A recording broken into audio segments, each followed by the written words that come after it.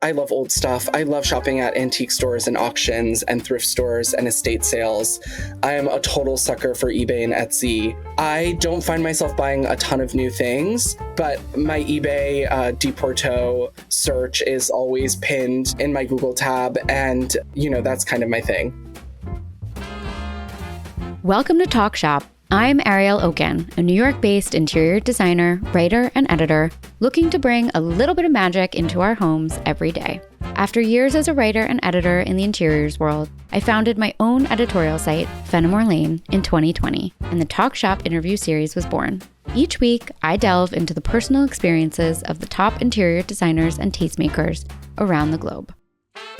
My guest this week has been a lover of design since he was a small child growing up in Pennsylvania, where his mom brought him along to rummage sales, flea markets, and antique stores. Alexander Widener learned about the love of the hunt at an early age, and his passion for design blossomed into a career in the textile world. First a stop at FIT in New York City for a fashion business management degree, and then on to learn about brand building and marketing for iconic home brands like Matouk, Sister Parish, and Samuel & Sons. After finding success in building an engaged community on social media, Alexander decided to set out on his own. Earlier this year, he left his job in corporate America and moved with his husband into a property in coastal Maine, which had been an antique store for the past 30 years.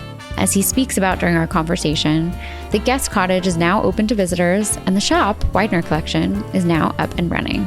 From his posts on social media to his new company, he shares his passion for collecting and design. This chat with my friend was so fun, and I loved the points Alexander made about jumping into a career change. So please join me as we welcome him to the podcast.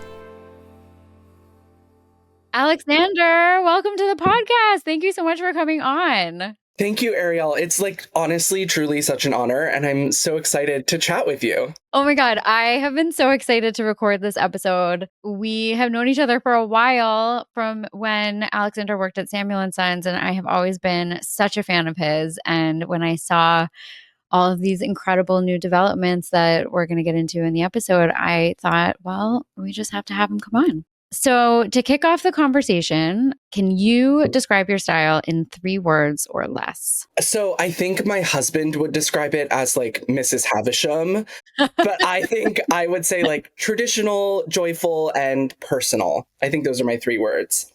I love that. And for those listening, can you give everyone a little bit of a background on yourself? Where are you at this point in your career and your life? Yeah, so I spent the last few years working in the design industry, doing mostly marketing for textile companies.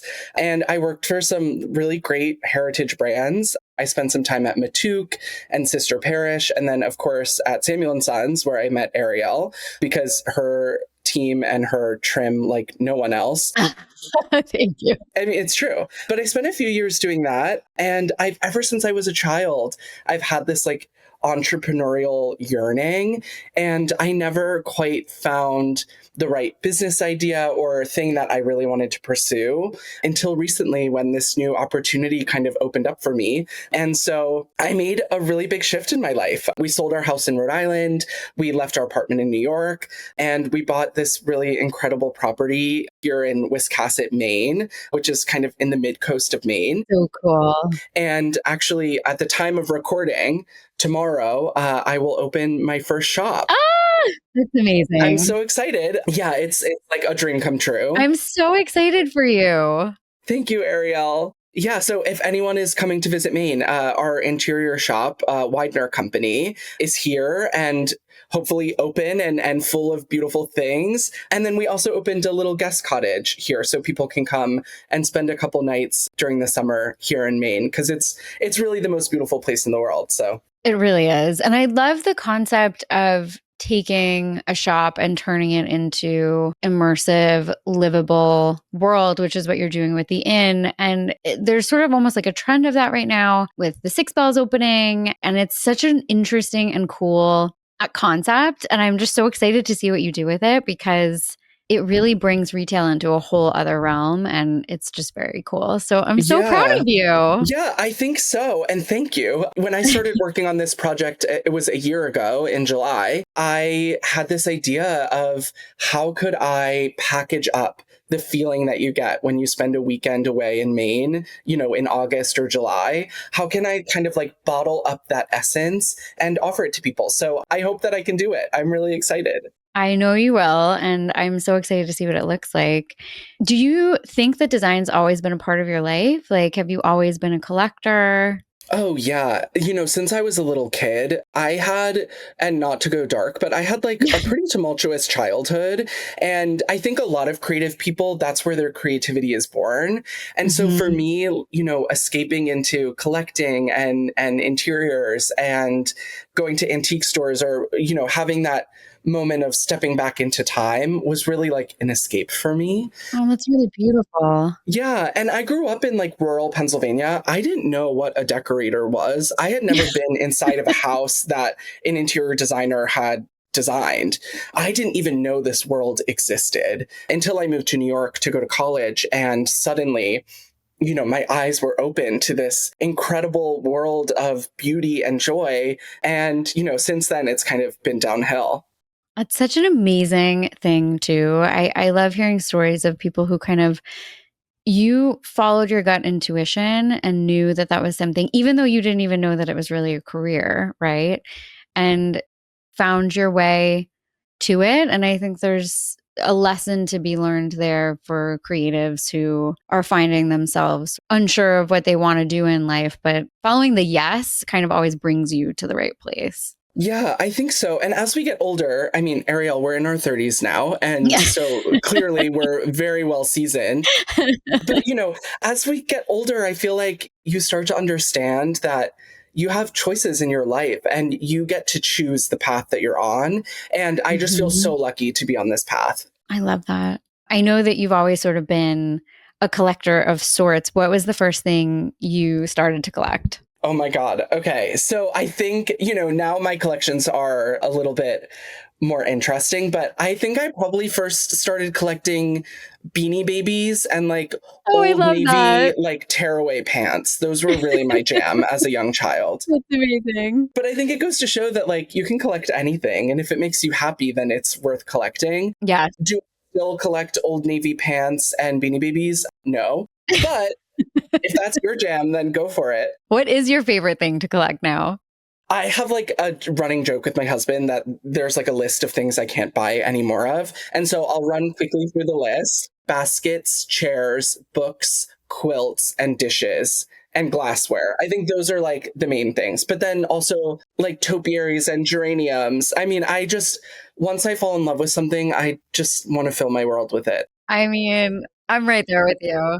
Also, with plants, I feel like that you can never have too much. Like you can never have too many geraniums. Yeah, especially when you kill them at the rate that I do.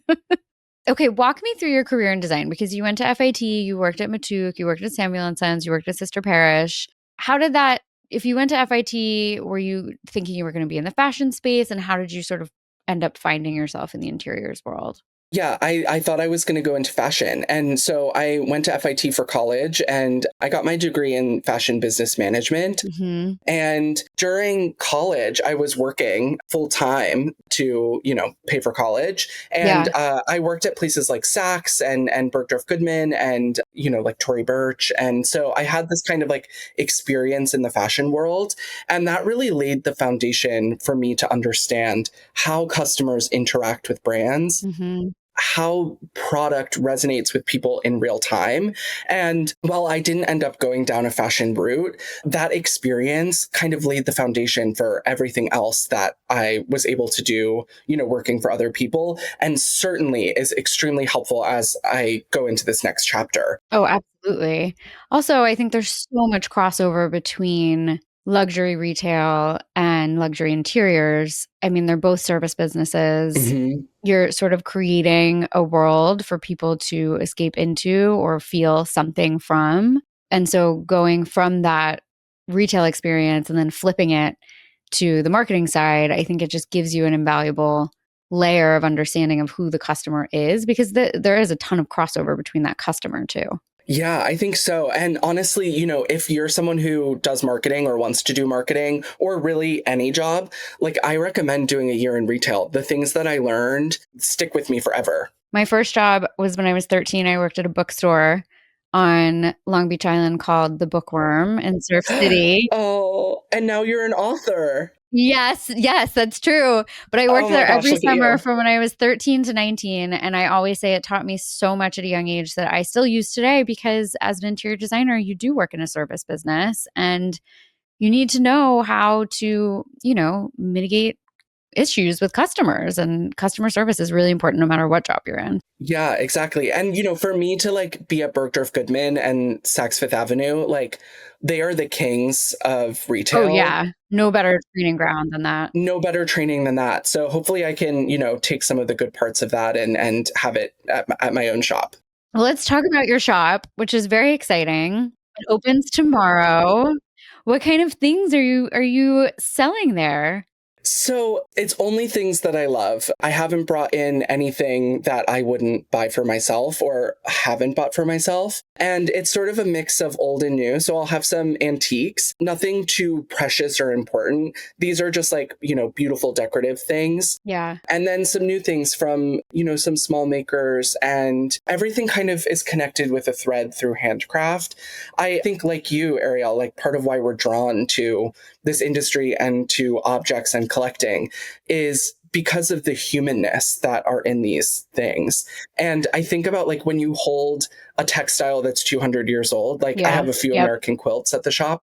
Someone sat down and stitched all of those by hand, and suddenly you're connected through space and time to another person through an object that you can still use and love today. And for me, that really sparks it. I know. It's so true. And I think that reverence for the maker is what makes a really good shopkeeper too, because whether it's with newly crafted items that you're establishing relationships with these makers, or you're on the hunt for stuff and you really have a reverence for what you're selling, you can feel that as a shopper when you walk into a store, right? So I think coming at it from that attitude, I already know I can picture in my head what it's going to feel like when you walk in there. Yeah, I hope that my joy for these items translates. And, I've been having so much fun. I want to eventually develop more product, more private label stuff. Yep. But our first kind of foray into that is I found a local basket weaver in our village, and we That's looked at some amazing. antique shaker baskets, and we've developed a small little collection of shaker style baskets. Oh, so And so I'm cool. really excited, to be able to celebrate her craft and to be able to offer, I have antique baskets in the shop, but these are baskets that can be used every day. And then we're also like iterating on some old shaker designs and making them feel a little fresh and new. And so I'm really excited about that. Oh my God, I can't wait to see. That's so exciting. Thank you. Well, let's talk about your viral posts on TikTok, because they are hysterical and amazing. Oh And my God. they're so I can't good. believe And you've seen those. of course, I've seen them. And you have found such a space on social media for those who love antiquing and have amassed such a following so quickly, which I love and makes me so happy. Where did the idea come to start those? Yeah, so it's been so crazy. First of all, if you haven't filmed yourself talking to your phone and posted it online for everyone to see, you have no idea how cringe it actually feels. So that was like the scary thing. But to be honest, and this is going to sound so like Gwyneth Paltrow woo-woo, but my horoscope said, today's the day to put yourself in the public eye. If there's something you want to share with the world, share it now. Oh my God. I know, it was kind of crazy. And for years, a few people in my life have been saying like, oh, you should really make videos. Like, I think people would be interested in the way that you talk about things. I guess I was always just like too self-conscious. Yeah. And didn't have the confidence to do it. And was also scared of getting over that like initial cringe. And then, I saw this horoscope and I was like, okay, I'm starting a business. People need to know about it. I'm going to have to market myself. So I'm going to make a video. So I sat down and made a video about Wedgwood because I am a collector and a fanatic. And it was so detailed and like told in such an interesting and engaging way. And I think that also is part of it. There isn't a lot of content out there that explains antiques and vintage in a way that's engaging and exciting. That's like the sweet spot that you nailed. Yeah, I feel like I've tapped into something, and it's sharing these things that we love and sharing them with people who might not have known about them before, but making it feel approachable. And, I don't write a script. I just talk about things the way that I see them. And I talk about the parts of these stories of objects and brands that make me feel excited. And I think people are sharing in that excitement. And it's kind of cool. My first video, like, I went to bed and I posted it in the morning and then went to bed and it had 100,000 views. That's crazy. So crazy. Yeah, it kind of has honestly snowballed into something. I'm delusional. I thought that people were going to be obsessed with me. I was like, 500 people are going to see this. It's going to be so good. And then like it totally blew me away and it snowballed into something so much bigger than I could have imagined. I mean, when I saw you in Ali LaBelle's Substack, I was like, yes, this is amazing. It made me so happy. And I think the internet right now, it's like everything feels siloed and like Discover pages feel kind of wonky. And so like it made me so happy to see that you're showing up in like the places that I religiously read also. It's you hit the note with the right crowd of people who are like interested in what you're talking about. Oh, thank you, Ariel. It's true. And it made me really happy. Yeah, well, I don't think there's anyone else making content like this. I hope more people do. But so it's just been fun to kind of like carve this little niche on the internet. And the people that I've met and the community that has surrounded me, it feels kind of cool.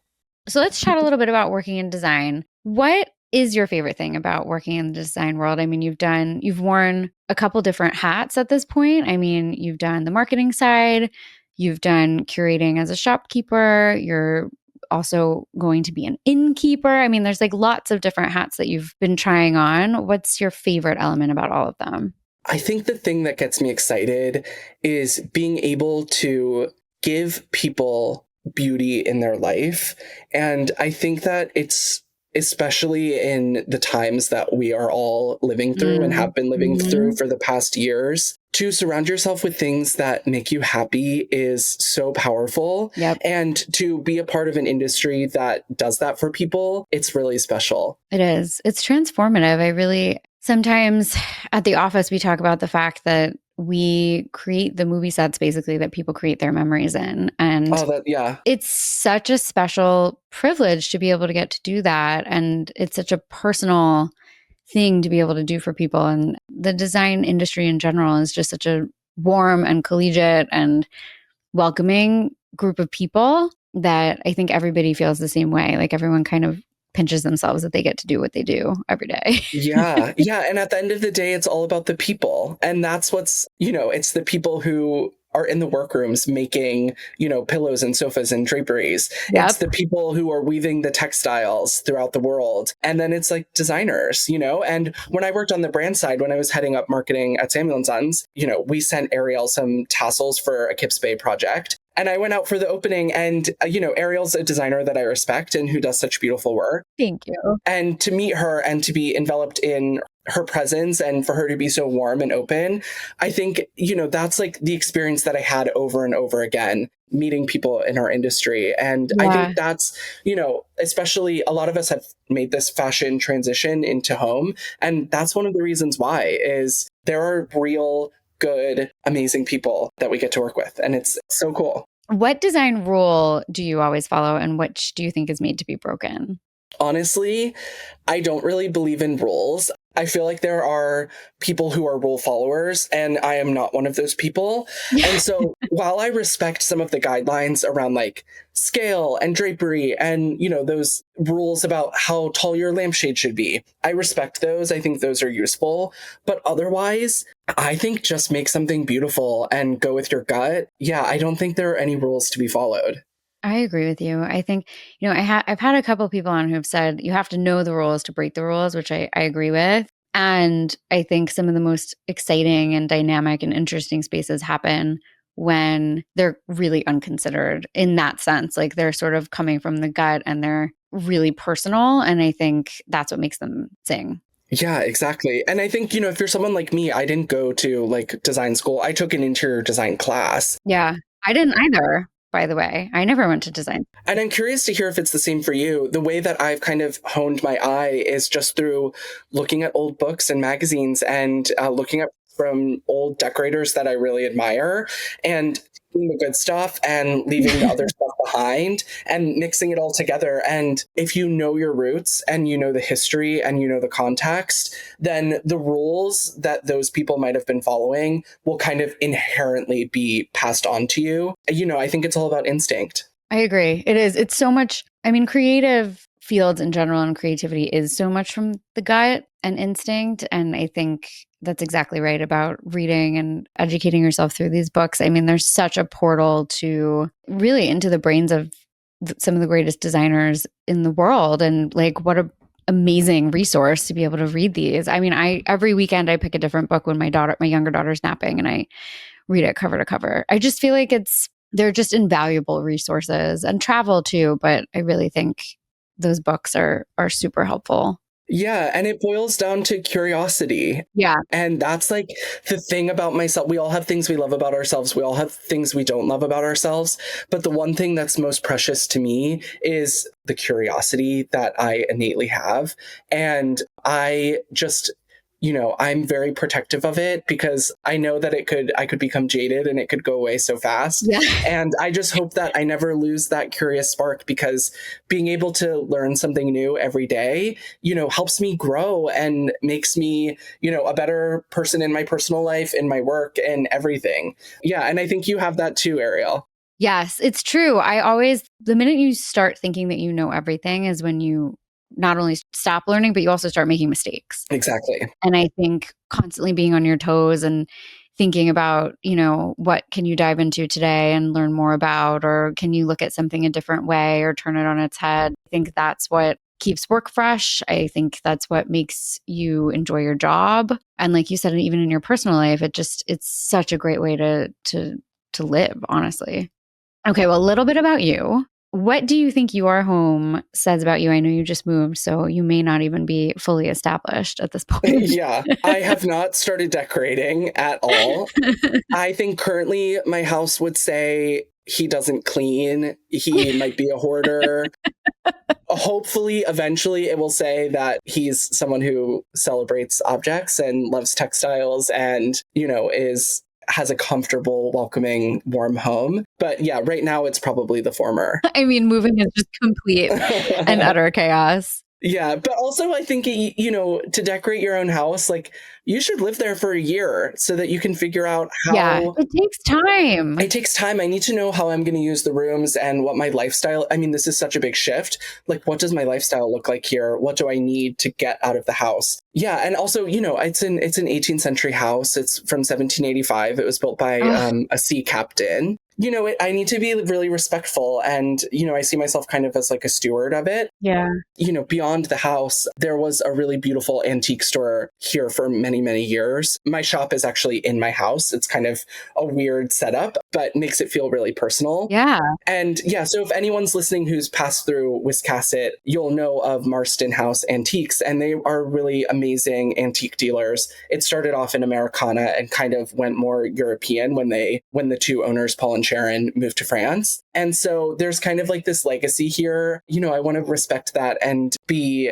a partner to that. Also, like, this sounds like such a dreamy life. Like, I want to pick up and move to coastal Maine and own an antique shop. It sounds Ariel, nice. It was my dream until I did it, and now it's my nightmare. So watch out. Be careful. I know. Once you get settled, I think moving in general, even if you move down the street, is just a nightmare for a few months, and then you get into your groove, and it like. Oh yeah, it's crazy. Well, where are some of your favorite places to shop for home besides obviously your new store? Yeah, well, obviously, I have to say Widener Company, but I love old stuff. I love shopping at antique stores and auctions and thrift stores and estate sales. I am a total sucker for eBay and Etsy. Same. I don't find myself buying a ton of new things, but my eBay Deporto search is always pinned in my Google tab. And, you know, that's kind of my thing. I mean, same. My husband's always like, if you get one more coffee table book or one more thing from Etsy, you are going to have to move. Yeah, I think our husbands have a sort of a shared ethos on that one. I know. You know what? It's just part, I always say it's part of being in this industry. I think we're all a little bit of like magpie slash hoarder. Yeah, you have to be. We all have like a sentimentality attached to all of these things too. Like we create stories for pieces, and it's just a different mentality. Yeah, the delusion is real. Yes. I can definitely I can Exactly. convince myself to buy anything. Where do you find inspiration for the store, for what you're doing, for what you used to do in terms of marketing? Like, where do you kind of get lit up? I know as like a young person, I shouldn't say this, but I just am inspired by the past. I think that's a great answer. I have a collection of old magazines from the 80s and 90s. I look through those for decoration inspiration or the ads were so good back then. So good. And I love all my old design books. Instagram is amazing, but there's something about discovering a printed piece for the first time that impacts you in a way that this like sort of ephemeral world that we're in. And it's funny because like digital things are ephemeral now rather than paper, which is like now permanent. Yeah, that's a good point. But yeah, I love going down a rabbit hole. And I think that's where I find the most inspiration, also through traveling and going out and shopping and meeting people and going into other people's homes. But really, yeah, I love my old books and magazines. I know, me too. One of my friends, we became friends when she worked at Home Polish with me. When she moved from Brooklyn to Austin, she gave me her entire full set collection of Domino from first issue to last. Yep. Oh my God. And she was like, I don't know anyone else who would want this. And I was like, oh my God, please, can I have it? And I have it in my office. And it is like one of the things I'm like so proud of. It's so cool. And I'm so grateful to Kim for saving them. That's literally incredible. Okay, this was so fun. Now we're going to get into our Take 10, which are rapid fire questions. What is your favorite food? Definitely pad thai, no egg with tofu. Yum. Pad thai is such Obsessed. a comfort food. I always, when I have like a really long day, like a shoot day or something, that's like always what I want to come home to. I could eat it every day. Yeah, it's so good. Favorite drink? Iced tea with 2 limes. Lime. Interesting. Yeah, I'm a lime fanatic.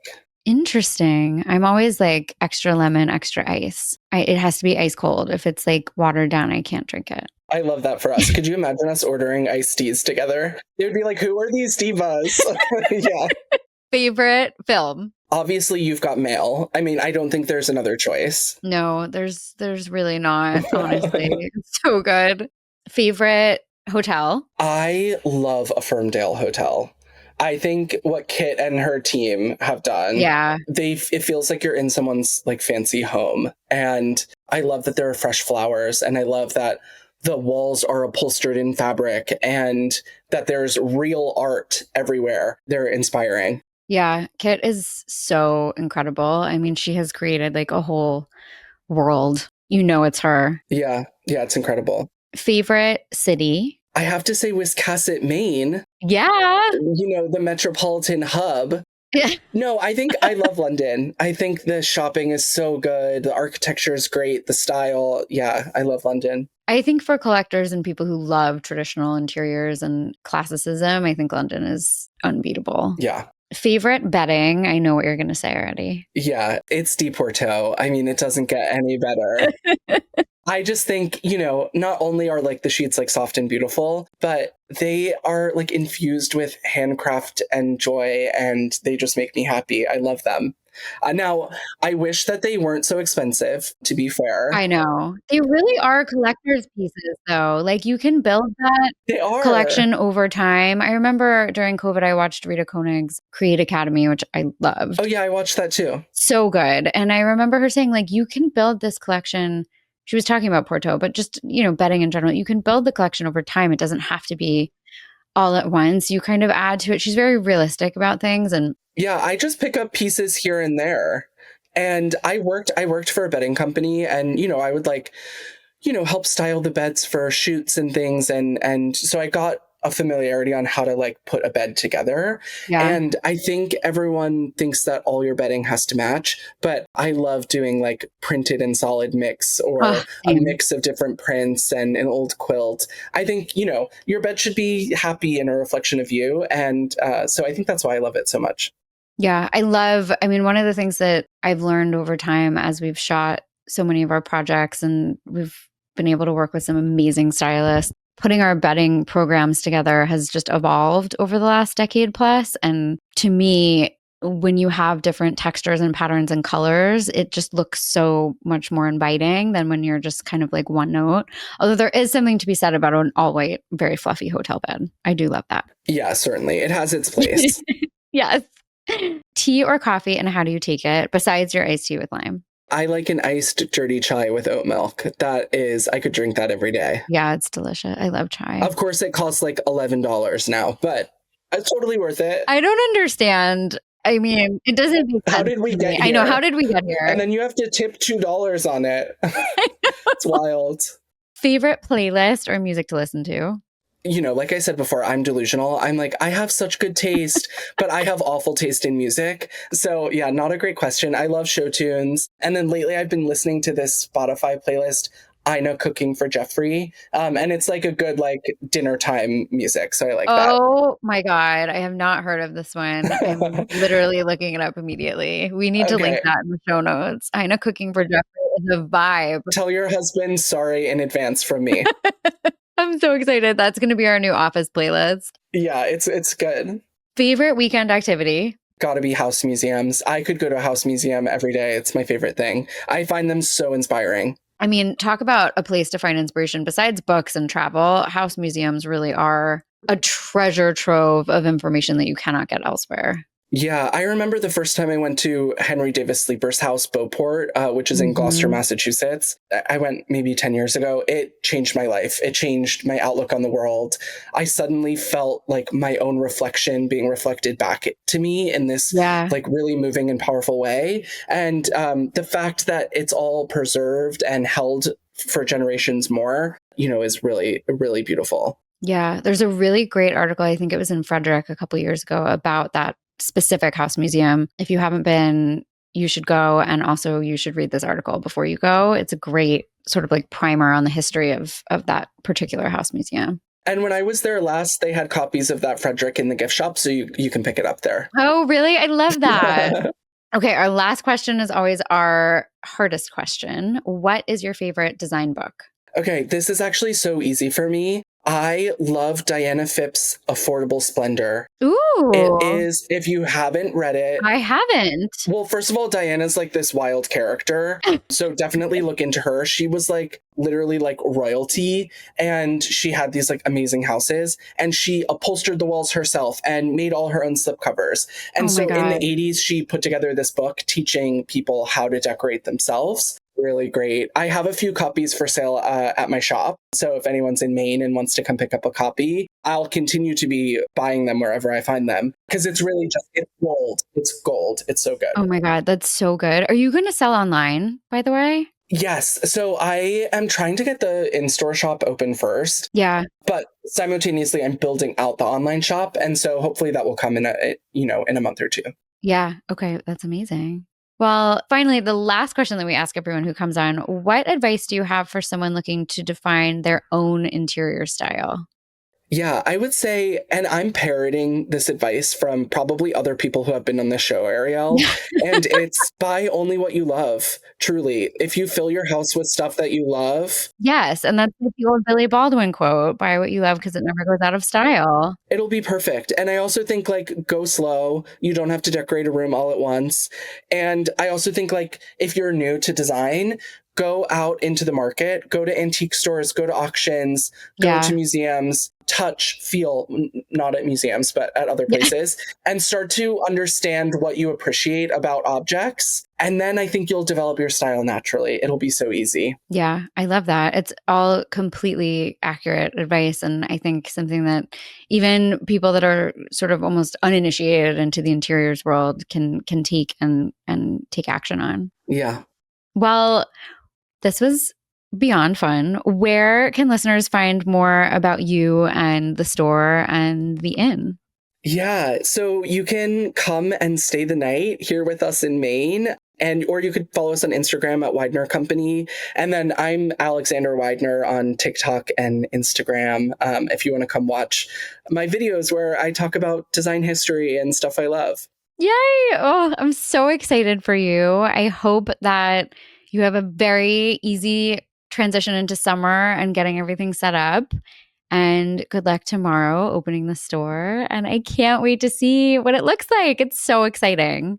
Thank you, Ariel. I'm so excited about this new chapter. I feel like I put myself out there in a way that made me so deeply uncomfortable. And suddenly the whole world is opening up for me. And I suddenly feel like I'm coming into myself in this way that I didn't know was possible. And so my advice, really if anyone is like, should I do this? Like, bet on yourself. I don't know if it will actually work out in the end, but at least in the moment, it's really fun. Yes. Oh, that gave me goosebumps. I loved that. That is such awesome advice. And I just am so thrilled and excited for you. So thank you for coming on and sharing your story with us. Thank you, Ariel. That's a wrap for this week's episode of Talk Shop. Thanks for listening. We'll be back next week with more thoughtful discussions and amazing guests. Follow us on Apple Podcasts, Spotify, and YouTube so you never miss an episode. And of course, follow me at Ariel Okin. See you next week.